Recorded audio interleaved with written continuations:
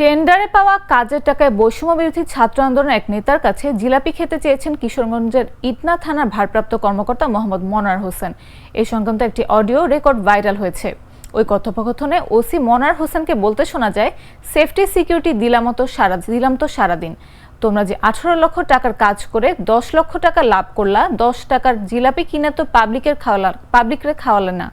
ক্ষোভ প্রকাশ করে ভুক্তভোগী ছাত্রনেতা বলেন, আমি সরকারি কাজ পেয়েছি টেন্ডারের মাধ্যমে। এই বিষয়ে ইটনা থানার ওসি মনার হোসেন জানান, তিনিও অডিও রেকর্ডটি শুনেছেন। মজার ছলে ওই ব্যক্তির কাছে জিলাপি খেতে চেয়েছেন। টাকার পরিমাণের বিষয়ে প্রশ্ন করলে তিনি কথা ঘুরিয়ে বলেন, এই কথোপকথনের অডিওটি এডিটিং হতে পারে।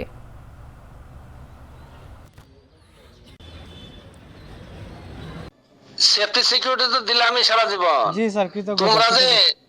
তোমরা যে এই 18 লাখ টাকার কাম করে যে 10 লাখ টাকা লাভ করলা, 10 টাকার জিলাপি কিনে তো পাবলিকরা খাওয়াইলা না, যে খায় একটু দোয়া করে দেন যে বিলই তো পাই নাই, আমার দোকানটা বন্ধ করে দিছে, দেন না, সব মাল বেচা নিয়ে সাইডে ঢাললাম।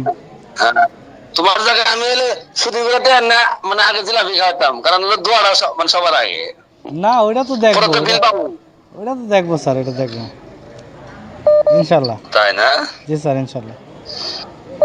ঠিক আছে, তাহলে জিলাপির অপেক্ষা রইলাম নাকি? জিলাপি না অন্য কিছু? না না না না, জিলাপি এলে আমি এক পিস আধা পিস জিলাপি দিলে অসুবিধা নেই। আচ্ছা ঠিক আছে, ওই দিন দেখলাম মসজিদে জিলাপি বাড়ছেন। ওটা তো আমি দিলাম। আপনাদের যে কথা, আমি তো একই কথা। না, এটা মানে বিভিন্ন পারপাসে হইলে পাবলিক খাইলো আর কি, বুঝো নাই? আচ্ছা স্যার, বিল টিল পাই, একটা অ্যামাউন্ট দেখবো না ইনশাল্লাহ। বান্ডেল থাকলে প্রতি সেনমানিতে টাকা বাঁচবে। বিকাশ সেনমানি বান্ডিল কিনে জিতুন প্রতি লেনদেনে।